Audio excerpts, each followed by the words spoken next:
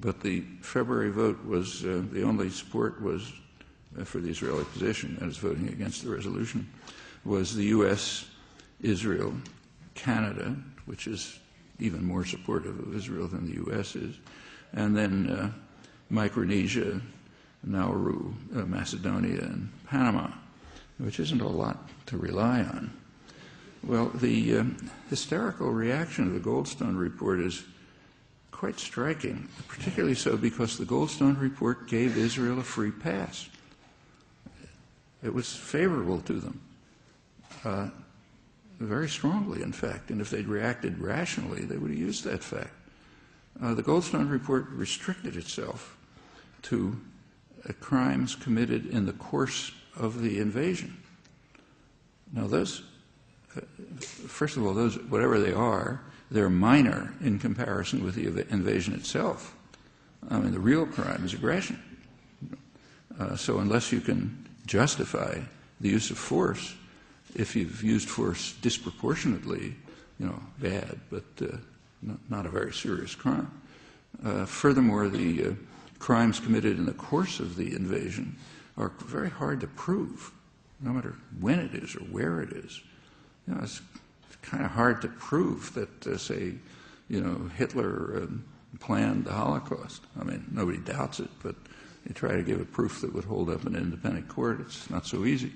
And if you go to particular crimes, like who pushed who into a gas chamber, you're not going to be able to prove it. Crimes carried out in the course of military actions, or this is not military, but especially in wartime conditions, are really hard to prove. So Israel could have easily published a 1,000-page report, which nobody would have read, going over every claim in the Goldstone report and saying, well, you didn't have evidence for this, and you missed that, and so on and so forth. And that would have been it. The real issue is, what was the justification for the U.S.-Israeli invasion in the first place? And the answer is none. There was no justification. There wasn't even a pretext. I mean, there was technically a pretext. There always is. But the pretext was that Israel was being bombarded with Hamas rockets. But Israel knew perfectly well, and the United States knew perfectly well, how to stop the Hamas rockets by peaceful means, namely accept a ceasefire. And that would have worked, almost certainly. Well, there had, in fact, been a ceasefire in 2008. And during the ceasefire, Hamas didn't fire a single rocket. You can look up the Israeli government official website to find the recognition of that. And that was true even though Israel didn't live up to the ceasefire. It continued to maintain the siege in violation of the ceasefire agreement. Siege is an act of war, of course. Nevertheless, Hamas didn't fire any rockets. On November 4th, under the cover of the U.S. elections, Israel invaded Gaza, killed half a dozen Hamas militants, and then rocket fire started. And there was an exchange in which everybody killed was Palestinian, as usual. The Hamas called for a reinstatement of the ceasefire. This went right up to practically the day of the invasion. The Israeli cabinet considered it, we know from internal Israeli sources, and decided not to do it. They wanted to attack. Of course, the U.S. is up to its neck in this. So the U.S. and Israel knew perfectly well that there were peaceful means to stop the rocket fire, which was the alleged pretext, but preferred not to use them, just as in other cases that I mentioned. There are peaceful means. You don't want to use them. In that case, you have no justification for the use of force. I mean, both in just, normal common sense and also in straight international law. The resort to force is completely banned. It's the worst crime, unless you have exhausted peaceful means and a couple of other conditions. And in this case, the U.S. and Israel refused even to try peaceful means because they knew they were going to work. So the justification for the invasion is zero. In fact, if they fired one pistol shot, it was a crime. And hence, looking into the difficult question of disproportionality is a straight gift to Israel. And Goldstone himself wrote the mandate for the investigation, and he wrote it this way. He wrote it so as to exclude the crucial issue. was there any justification for the use of force in the first place? And he's explained why. He's explained that in his opinion, Israel has every right to use force, no matter what. So that question didn't arise. So as I say, the Goldstone report is a free pass for Israel. It's a gift. But their reaction to it has been so irrational and hysterical that it's actually stirred up a lot of opposition around the world.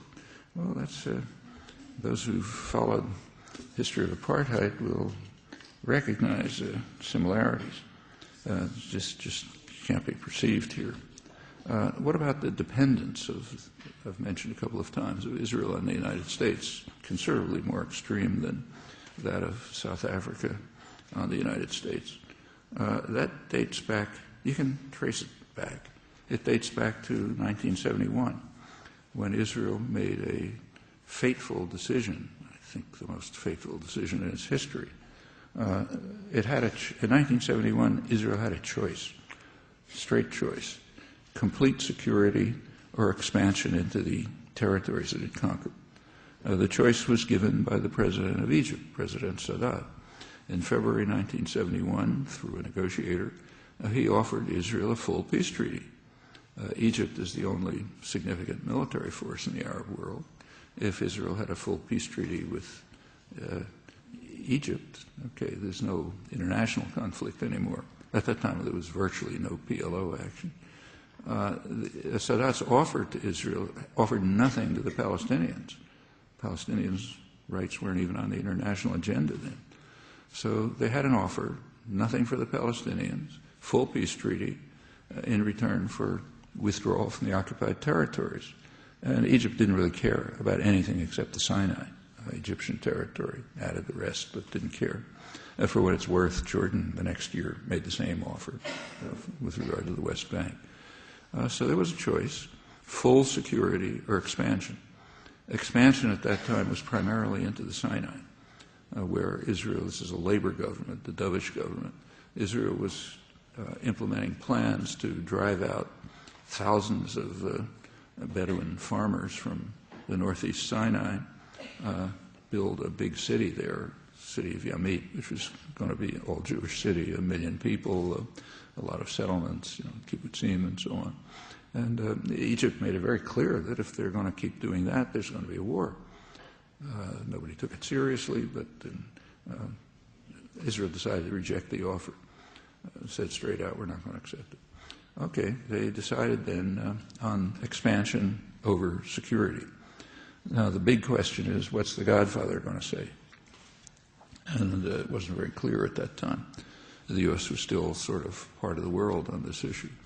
There was a conflict inside the Washington bureaucracy. There was a conflict between William Rogers, the Secretary of State, who wanted to accept the offer. It's pretty much in line with his own policies, and Henry Kissinger, who was the National Security Advisor. And if you look over his record, his main enemy in the world was the State Department. Russia was far down the list. He wanted to take over the State Department and be the one honcho in charge. So if William Rogers said it's raining, Kissinger would argue that the sun's out. Since Rogers was in favor of it, Kissinger came out against it. He argued for what he called stalemate.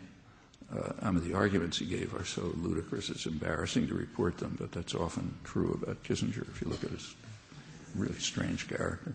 But in any event, he insisted on stalemate. Nixon went along with Kissinger.